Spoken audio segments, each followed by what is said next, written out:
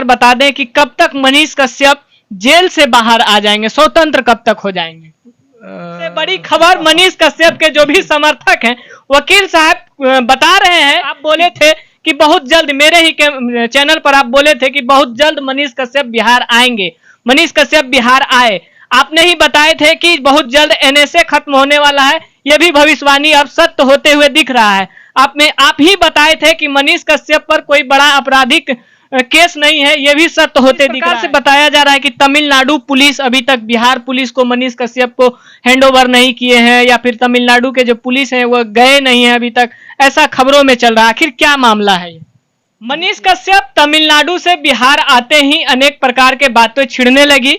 कल जिस प्रकार से मनीष कश्यप को बेतिया के कोर्ट में पेशी किया गया, पेश हुए, वहां के वकील साहब या जज साहब बोले कि बेतिया में ही रहेंगे, लेकिन वहां के जज साहब का बातों का उल्लंघन करते हुए तमिलनाडु पुलिस या बिहार प्रशासन जो भी कह ले, पटना लाती है, बेयूर जेल में शिफ्ट कराती है रात के 9 बजे तक। लेकिन आज जो पटना में हुआ, कहीं ना कहीं मनीष कश्यप के समर्थन में जो बातें हुई कि नहीं, अब मनीष कश्यप पटना में ही रहेंगे।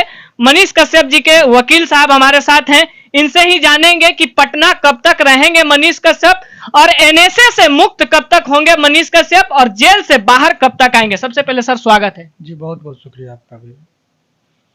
देखिए, इसमें मनीष कश्यप के रिगार्डिंग जो आज बातें लोग जानना चाह रहे हैं, हालांकि खबरें तो सभी लोग कमोबेश जान ही गए हैं कि मनीष कश्यप के लिए सबसे बड़ा संकट जेल नहीं था, संकट उसके लिए ये था कि तमिलनाडु में जाना पड़ा था उसको। और तमिलनाडु की में इधर के लोगों के, नॉर्थ के लोगों को जब साउथ में आप भेजेंगे तो लगता है कि काला पानी की सज़ा है उसके लिए, क्योंकि वहाँ का वातावरण, रहन सहन, खान पान बिल्कुल बिहार से बिल्कुल डिफरेंट है। वहाँ इडली डोसा खाते हैं लोग, यहाँ यहाँ के बिहार के लोग को लिट्टी चोखा चाहिए। तो लिट्टी चोखा वाले को जब इडली डोसा में देंगे तो उनके लिए काला पानी का ही सज़ा जैसा महसूस होता है।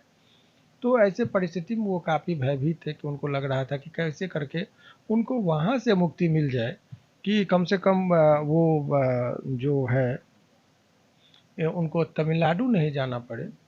तो आज न्यायालय में इसी बात पर जो है सो सहमति जताते हुए माननीय न्यायालय का यही निर्णय आया कि इनको अब तमिलनाडु जाने की ज़रूरत नहीं है। वो इसलिए कि तमिलनाडु में जो इनके खिलाफ 6 मुकदमे थे, सभी में इनको बेल मिल गया। और बेल इसलिए मिल गया क्योंकि समय पर, हर केस में अपना एक समय सीमा होता है। इस केस में 60 दिन का वक्त दिया गया था कि 60 दिन में इनको जो है सो चार्जशीट जमा करना था। तो वो चार्जशीट जमा नहीं कर पाई पुलिस, जिसका लाभ दे, एक केस में नहीं, 2 केस में, पूरे 6 के 6 केस में। और वो डिफ़ॉल्ट माना जाता है आईओ का जो अनुसंधान करता है। तो ऐसे में उनकी नाकामी थी, जिसका लाभ उनको दिया गया और 6 के 6 कुल मिलाकर यानी कि सर तमिलनाडु में जो भी केस चल रहे थे मनीष कश्यप का, वो खत्म हो चुका है, खत्म हो चुका, बेल मिल चुका है, खत्म नहीं, बेल हो चुका है। तो अब वहाँ पर कोई मामला अभी फिलहाल रहने की जरूरत ही नहीं। तो माननीय न्यायालय ने भी यही बात को कंसीडर करते हुए, माननीय न्यायालय का जो व्यू था, तो अब इनको जो है सो पटना में ही बेऊर में शिफ्ट किया गया। अच्छा सर, जिस प्रकार से बताया जा रहा है कि तमिलनाडु पुलिस अभी तक बिहार पुलिस को, मनीष कश्यप को हैंडओवर नहीं किए हैं, या फिर तमिलनाडु के जो पुलिस हैं वो गए नहीं है अभी तक, ऐसा खबरों में चल रहा है। आखिर क्या मामला है ये?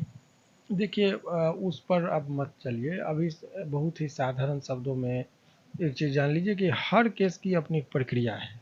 और प्रक्रिया ये है कि जब कभी भी कोई व्यक्ति पर कोई मुकदमा होता है, तो और पुलिस के द्वारा जब गिरफ्तार की जाती है, तो 24 आवर्स के अंदर उसको जो संबंधित न्यायालय होता है वहाँ पर उनको प्रस्तुत करना होता है पुलिस को। और उसके बाद जो न्यायिक दंडाधिकारी होते हैं उनको अपने जुडिशियल कस्टडी में लेते हैं वो। तो इसमें भी वही प्रक्रिया था कि इनको वो, चूँकि जिस टाइम में इनके ऊपर केस हुआ था, तो बेतिया में इन्होंने आत्मसमर्पण थाना में किया था, ये गलती इनसे हुई थी। इनको कोर्ट में यदि आत्मसमर्पण किए होते तो ये प्रोडक्शन का ये इतना लफड़ा नहीं होता, वो वहीं पर रहते और उसमें फिर बेल के भी आवेदन पड़ सकती थी। लेकिन वो जेल में थे, लेकिन जेल में रहते हुए जेल की काउंटिंग इस पर नहीं हो रही थी, क्योंकि उस केस में जब कभी भी जिक्र होगा तो जुडिशियल कस्टडी में आज से लिया गया, तो आज से इनका कस्टडी काउंट होगा। सर, तो कहीं ना कहीं मिली भगत माना जाए ना इसको, कि जिस प्रकार से बिहार के पुलिस के पास वो अपने आप को समर्पण किए, लेकिन बिहार पुलिस वहां नहीं दिखा रही है कि नहीं मेरे पास ये आए ही नहीं। देखिए, ये लेकुना है, ये त्रुटि रह गई है। तो अब इस त्रुटि अनेकों केस में भी होते हैं, लेकिन ये कहीं न कहीं ये बहुत सारे त्रुटि इस केस में है, प्रोसीजरल एरर जो है सो बहुत ज़्यादा ही है, जबकि आर्थिक अपराध इकाई बिहार की सबसे स्ट्रॉन्ग इकाई है अपराध को नियंत्रण करने में। लेकिन कैसे उन लोगों से भूल हुई, लेकिन जो भूल होती है उन लोगों से उसी का लाभ हम लोग कोर्ट में लेते हैं अभियुक्त के पक्ष में, तो अभियुक्त के पक्ष में हम लोग इसका बात को लाभ लेंगे। सर कुल मिलाकर बता दें कि कब तक मनीष कश्यप जेल से बाहर आ जाएंगे, स्वतंत्र कब तक हो जाएंगे? देखिए, न्यायपालिका से पहले कोई भी भविष्यवाणी करना उचित नहीं है। लेकिन सर आज तक जो भी आपने भविष्यवाणी किया है वो सत्य हुआ है। आप बोले थे कि बहुत जल्द, मेरे ही चैनल पर आप बोले थे कि बहुत जल्द मनीष कश्यप बिहार आएंगे। मनीष कश्यप बिहार आए, आपने ही बताए थे कि बहुत जल्द एनएसए खत्म होने वाला है। यह भी भविष्यवाणी अब सत्य होते हुए दिख रहा है। आप ही बताए थे कि मनीष कश्यप पर कोई बड़ा आपराधिक केस नहीं है, यह भी सत्य होते दिख रहा है। तो सर कहीं ना कहीं आप सत्य बोलते हैं। नहीं, देखिए, ऐसा कोई भविष्यवाणी कोई हम जादू टोना से नहीं, और केस के आकलन और कानून का जो एक गणना होता है साइंटिफिक रीजन से बातें करके हम, जैसे कि अभी चांद पर चंद्रयान 3 को कब लॉन्च करेगा वो वैज्ञानिक को पता है, क्योंकि उनको गति है और स्पीड से वो पता कर लिए दूरी का मिला के कितना दिन में लॉन्च कर देना है। तो वो एक आकलन लेके हम लोग केस के नेचर के मुताबिक चलते हैं कि क्या होना है। तो इसमें जो आकलन है उसके मुताबिक अधिकतम 2 महीना के अंदर में देखेंगे कि वो सलाखों के बाहर। मतलब 2 महीना के बाद मनीष कश्यप बाहर आ जाएंगे आपके अनुसार? 2 महीना के बाद नहीं, 2 महीना के अंदर। 2 महीना के अंदर। सबसे बड़ी खबर, मनीष कश्यप के जो भी समर्थक हैं, वकील साहब बता रहे हैं कि 2 महीना के अंदर। मैं बोला कि 2 महीना के बाद, लेकिन इन्होंने कहा कि नहीं, 2 महीना के अंदर मनीष कश्यप बाहर होंगे। और सर जो केस चल रहा है, लगातार बताया जा रहा है कि अनेक केस उन पर जो लदा हुआ है धीरे धीरे सब खुल रहा है, ये क्या सच्चाई है सर? वो तो केस जो भी होता है, केस आपके ऊपर है तो तारीख पर जाना है, केस को अपना गति होता है, तो वो सब चीज़ कोई ये नहीं है। अभी आर्थिक अपराध के बाद ही एक हलचल मची थी, तो वो सब चीज़ हो रहा है। तो अभी ओवरऑल देखिए, बहुत ज़्यादा लंबा बातचीत से नहीं, दर्शकों को या उनके जो समर्थक है ये मेन आज जानना चाह रहे थे कि तमिलनाडु या बिहार, तो ये जान लीजिए कि बिहार में रहेंगे। लेकिन उनके समर्थकों को बहुत ज़्यादा उन्मादी और वो उतावलेपन में कुछ ऐसी हरकत नहीं कर दें कि उनको फिर से शिफ्ट कर लेंगे। आप लोग को याद होगा कि जब शहाबुद्दीन साहब को जब बेल मिला था, काफिला इतनी लंबी हो गई थी जिंदाबाद मुर्दाबाद का, तो बिहार से 2 मिनट में तिहाड़ चले गए थे, दिल्ली। तो भाई उनके समर्थक पर ही बहुत कुछ अब निर्भर करता है कि बिहार में रखिएगा कि तिहाड़ में भेजिएगा।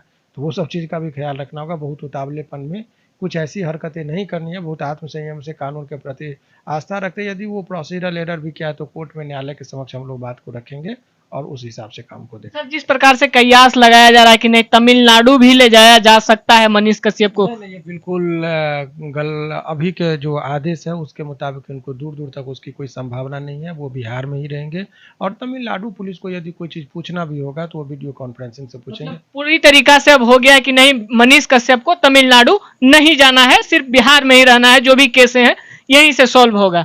बहुत बहुत धन्यवाद सर, अपना कीमती समय दिए BH न्यूज लाइव के लिए। आप लोग क्या सोचते हैं मनीष कश्यप के बारे में, हमारी बातचीत के बारे में? अपना राय कमेंट बॉक्स में जरूर दीजिएगा। फिर मिलेंगे किसी और खबर के साथ, तब तक के लिए जय हिंद।